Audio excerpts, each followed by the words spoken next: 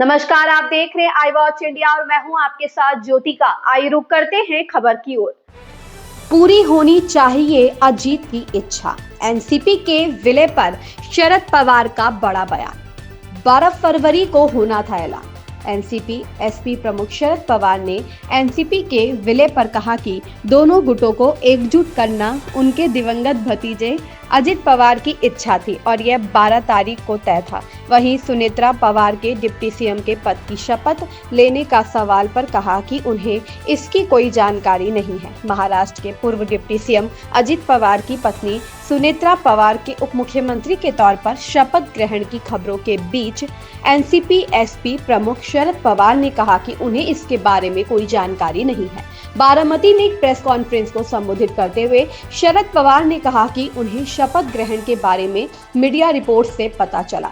बता दें कि दोनों नेताओं शरद पवार और अजित पवार 17 जनवरी को गोविंदबाग में एक बैठक की थी। वरिष्ठ नेता ने आगे दावा किया कि दोनों गुटों को एकजुट करना उनके दिवंगत भतीजे अजित पवार की इच्छा थी और वे इस बारे में आशावादी थे। उन्होंने कहा, अब हमें लगता है कि उनकी इच्छा पूरी होनी चाहिए। अजित पवार, शशिकांत शिंदे और जयंत पाटिल ने दोनों गुटों के विलय के बारे में बातचीत शुरू की थी। विलय की तारीख भी तय हो गई थी। यह 12 तारीख फरवरी को तय था। दुर्भाग्य से अजित उसे पहले ही हमें छोड़कर चले गए। वहीं जब उनसे पूछा गया कि क्या पवार परिवार से कोई इस समारोह में शामिल होगा, तो उन्होंने कहा, हमें शपथ ग्रहण के बारे में नहीं पता, हमें इसके बारे में खबरों से पता चला।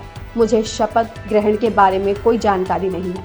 उन्होंने कहा कि यह फैसला एनसीपी ने लिया होगा। उन्होंने आगे कहा, प्रफुल्ल पटेल और सुनील तटकरे जैसे कुछ लोगों ने पहल की। इन लोगों ने शायद कुछ तय किया होगा। वहीं प्रफुल्ल पटेल और सुनील तटकरे द्वारा जल्दबाजी में लिए गए फैसलों के बारे में पूछे जाने पर एनसीपी एससीपी प्रमुख शरद पवार ने कहा, मुझे जो पता है वह यह है कि हमारी पार्टी एनसीपी एससीपी और अजित पवार की पार्टी एनसीपी के साथ मिलकर काम करने की प्रक्रिया शुरू हो गई थी और इस पर जल्द ही फैसला लिया जाना था। हालांकि यह दुर्भाग्यपूर्ण घटना अजित पवार का निधन घटित हो गई। इस खबर में बस इतना ही। बने रहिए आई वॉच इंडिया के साथ।